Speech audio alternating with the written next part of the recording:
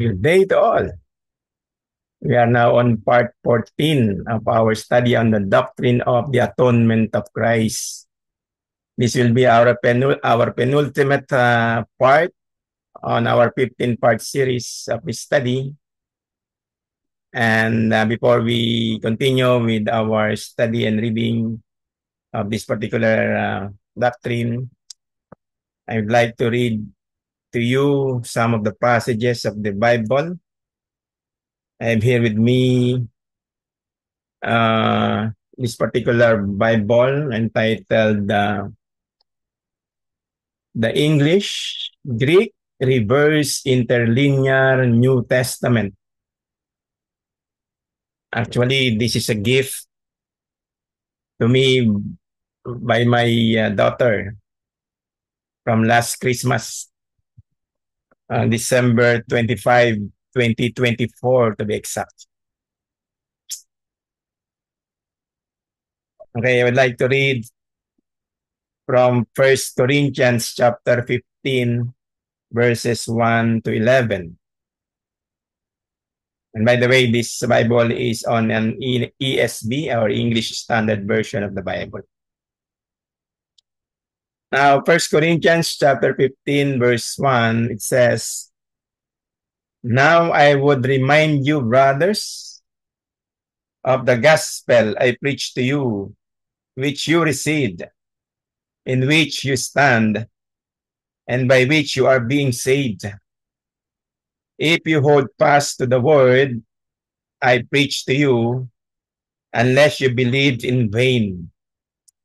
For I delivered to you as of first importance what I also received, that Christ died for our sins in accordance with the scriptures, that he was buried, that he was raised on the third day in accordance with the scriptures, and that he appeared to Cephas, then to the 12. Then he appeared to me then he appeared to more than 500 brothers at one time, most of whom are still alive, though some have fallen asleep.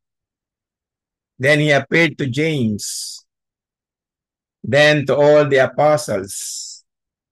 Last of all, as to one untimely born, he appeared also to me. For I am the least of the apostles, unworthy to be called an apostle, because I persecuted the church of God. But by the grace of God, I am what I am. And his grace toward me was not in vain. On the contrary, I worked harder than any of them, though it was not I, but the grace of God that is with me. Whether then it was I or they, so we preach, and so you believed." Praise God for the reading of His holy word. At ngayon po ay magpapatuloy tayo sa ating pag-aaral sa doktrina ng the atonement of Christ. At ang ating author ay si A.W. Pink pa rin sa ating part for today. A.W. Pink, from his book Satisfaction of Christ, Studies in the Atonement, on his chapter 3 on the necessity of the atonement, while allowing that man himself is to shoulder the full blame for the condition in which he now finds himself, while granting that God has justly punished the disobedience of our first parents in ordaining that all their descendants shall taste the bitterness of sin's wages. Yet they imagine that God's pity for Adam's fallen children obliged him to provide a savior for sinners. A sufficient refuting or rejecting that notion of this widely held error is found in the Creator's treatment of the angels that fell, no Savior was provided for them.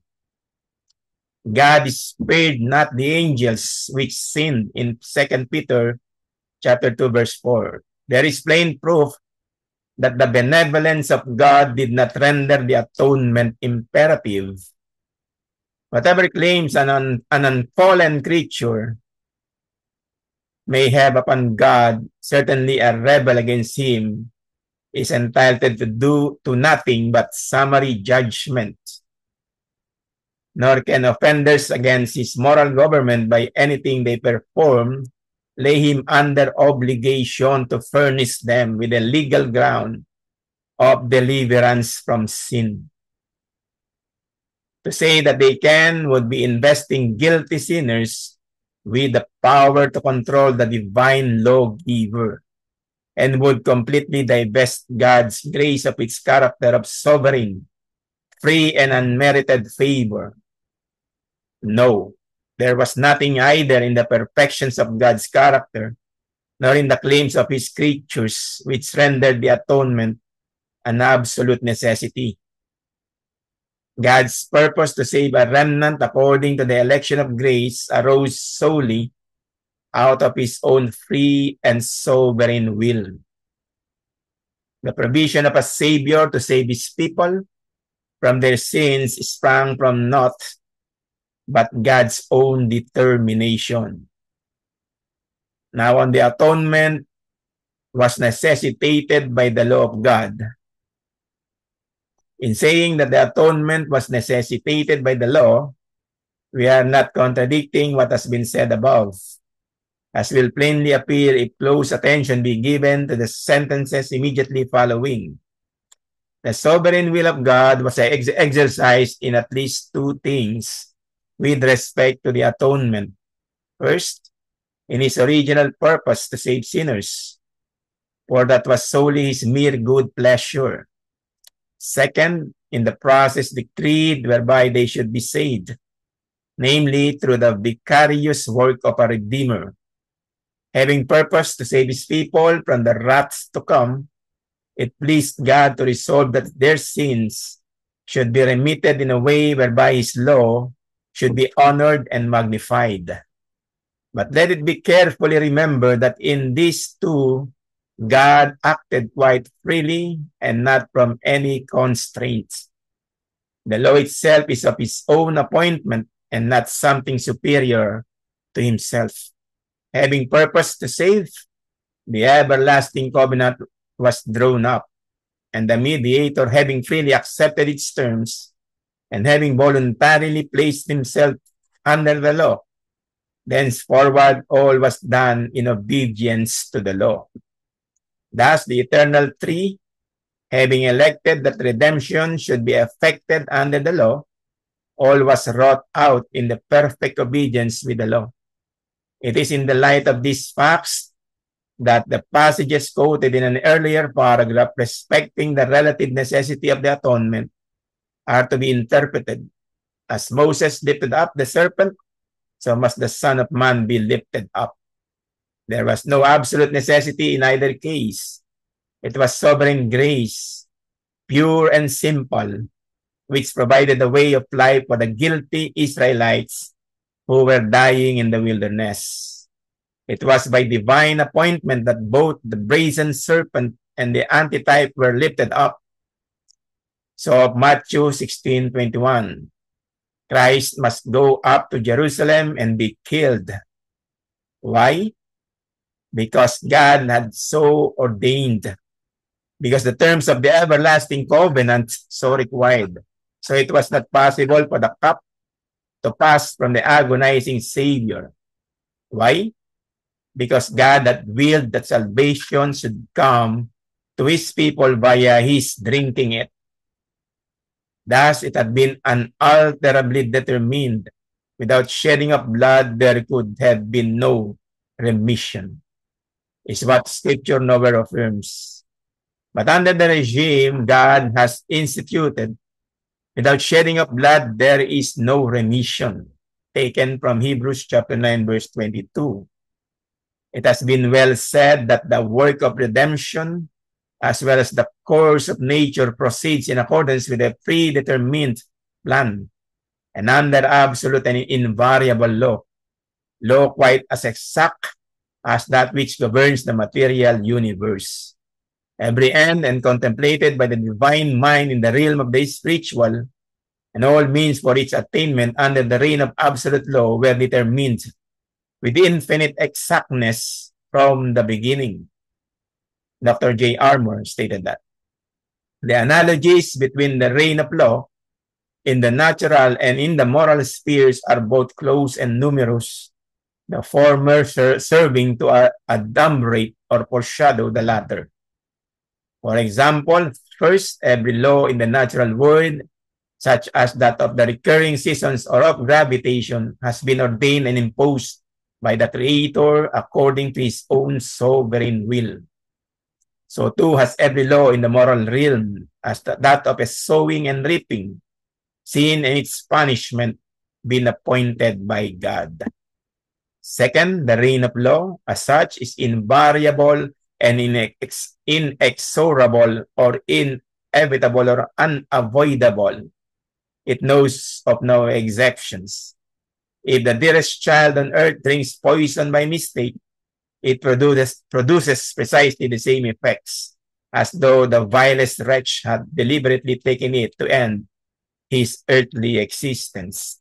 And third, yet, the law and its demands cannot be defied with impunity, a higher law may be set in motion, reversing the action of an inferior. Poisons have their antidotes. The law of gravity may be overcome by lifting an object from the ground.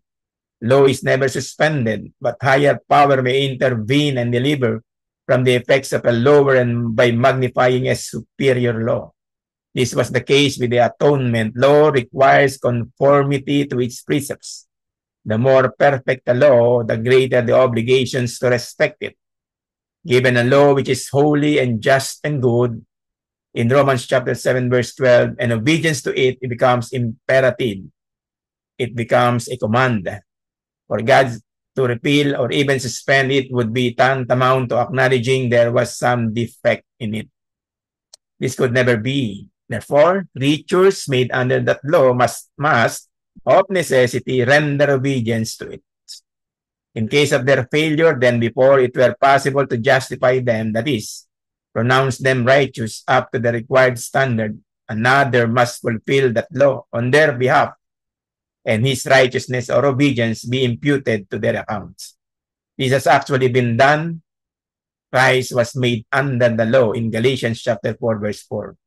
Fulfilled it, Matthew chapter 5, verse 17. And his obedience has been placed to the legal credit of all his people in Romans chapter 5, verse 19. So that they are now made righteousness of God in him in 2 Corinthians chapter 5, verse 21. The law not only requires obedience to its precepts, but demands the punishment of its transgressors. Its invariable sentence is the soul that sinneth, it shall die in Ezekiel chapter 18, verse 4. Inasmuch as God himself declared this, and he cannot lie, it inevitably ensues that whenever sin is found, death with all that it includes must certainly follow. The Lord has expressly affirmed that he will by no means clear the guilty. Taken from Exodus chapter 34, verse 7. And that ends our part 14. Praise the name of the Lord. Part 15, the last, commences on our next meeting. God bless and see you next time.